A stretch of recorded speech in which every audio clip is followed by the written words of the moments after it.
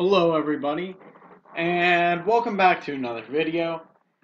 Today, we are starting the very slow process of the 2020 Senate elections. That's right.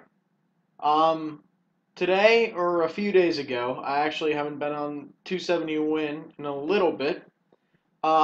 They released Sabato Crystal Ball released their very first ratings for the 2020 Senate elections.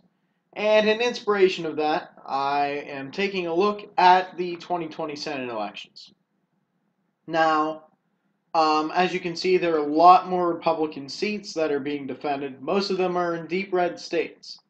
So, in my mind, this could be if Trump becomes super unpopular in even like deep red states. This could be a absolute landslide, like 2016 would have been if um, Hillary Clinton was president. Um, However, um, as it stands right now, we will see how it stands. I will not be filling in VP because right now I have no idea who's going to win the 2020 election. But regardless, let's get it started. First off, we have the likely Republican states, Montana and Kentucky. Um, Montana, Kentucky, and Georgia. My bad. Of these three, the only one that could surprise some people is Georgia, especially with how close their governor's race was. However, I think with an incumbent Republican senator, Georgia is still majority Republican. So, in my mind, the Republicans have the advantage in Georgia, and I think ultimately 2020 turnout for both parties will be very good. And in a deep red, not even a deep red state, a deeper, like more Republican than average state, it could be pretty interesting, to say the least. Likely Democratic. Virginia, I thought about putting in the safe category with how convincingly Tim Kaine won, but I'm going to say a Democratic incumbent with a little bit less notoriety would be in the likely margin. And Minnesota, the special election, I'm assuming that was filled um, to replace Senator Al Franken, which the Democrat won. I believe they're running for a full term this in 2020, and I believe they will win, in my mind. Now let's take a look here at the leaning Republican states as of right now. Texas went for Ted Cruz. Ted Cruz versus a very, very emphatic Beto O'Rourke. Texas is still turning more blue, but with someone less hated than Ted Cruz and someone less charismatic than Beto O'Rourke, I do think that Texas will stick with his Republican roots. Also, I have North Carolina. North Carolina has been sticking pretty well with the president. Um, Overall, I think it'll go red in 2020, and I think Trump could drag the GOP senator to a victory in North Carolina. Also, up in the state of Maine, I'm calling that for the Republicans. If Donald Trump would win re-election, or whoever the Republican candidate turns out to be, but probably Trump, this would be enough for a majority, which is not a good sign for Democrats. However, this is a seat I'm not super confident on. Um, Her name is escaping me right now, but she was. I'm sorry, I feel really bad that I'm forgetting her name. Um, but the incumbent senator from Maine supported Brett Kavanaugh, and whoever opponent would be is getting about, I want to say it was $3 or $4 million donated to their campaign, which could be very, very bad. Oh, Suzanne Collins. I'm very sorry, I forgot there for a while. But Suzanne Collins, I think, ultimately will keep Maine a purple state. Maine is starting to turn away from the president. However, I do think that it's not super, super democratic. So I do think Maine will stay purple in the Senate. Now leaning Democratic, Michigan shouldn't really surprise too many people. If Trump pulls out Michigan away from where it's trending right now, which I think he actually has a pretty good shot of doing, in my opinion, this could get closer. But as of right now, if they don't have a very good candidate versus a Democratic incumbent, I believe Michigan is Democratic. New Hampshire, I also believe they have a Democratic incumbent in a state that is maybe not as anti-Trump as other states on this map.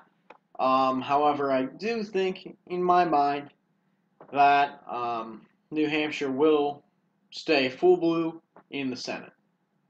And now we are on to the tilting states.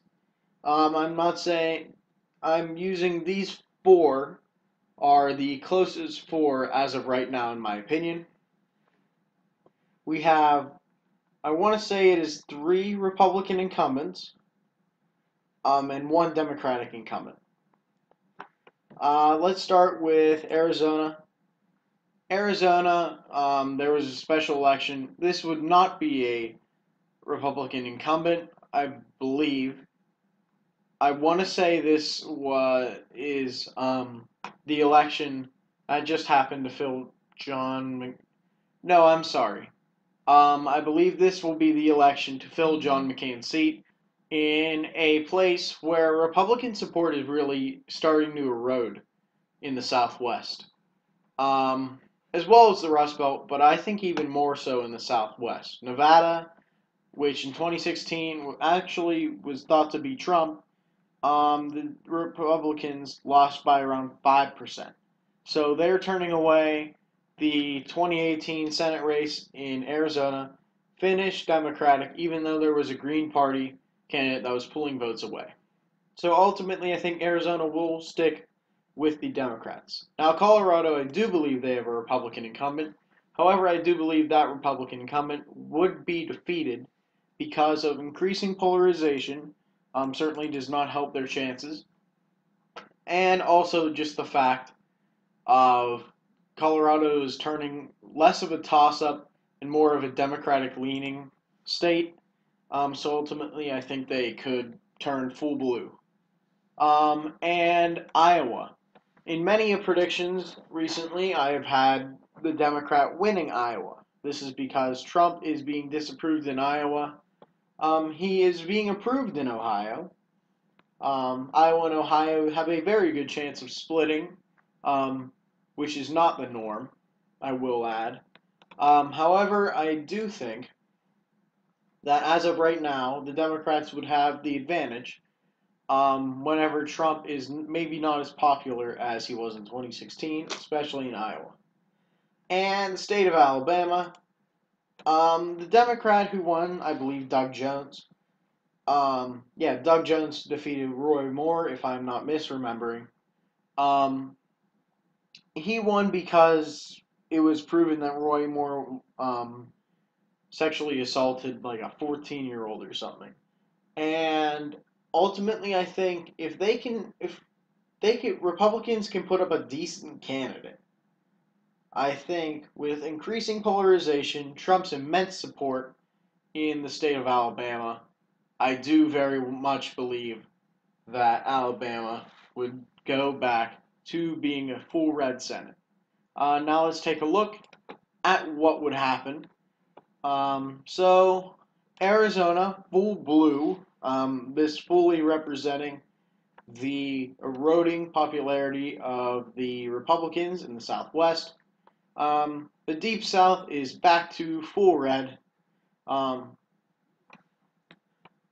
West Virginia still has some red and blue because Joe Manchin. Let's see here.